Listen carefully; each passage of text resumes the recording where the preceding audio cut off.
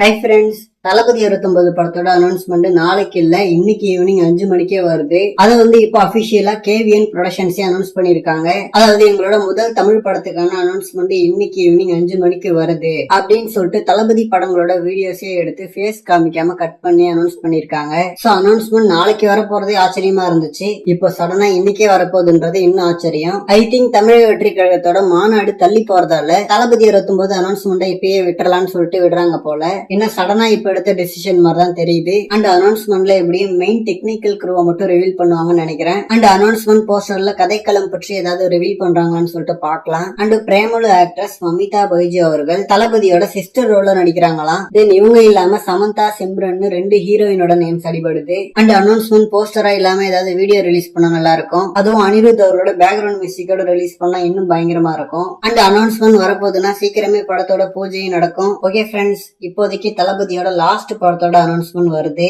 அதை நினைச்சாலே கொஞ்சம் கடுப்பா தான் இருக்கு. ஹோப்ஃபுல்லி திரும்ப படங்கள் பண்ணுவாருன்ற நம்பிக்கையும் இருக்கு. ஓகே ஃப்ரெண்ட்ஸ், தளபதி 29 அனௌன்ஸ்மெண்ட்டுக்கு யாரெல்லாம் வெயிட்டிங்னு சொல்லிட்டு கமெண்ட்ல சொல்லுங்க.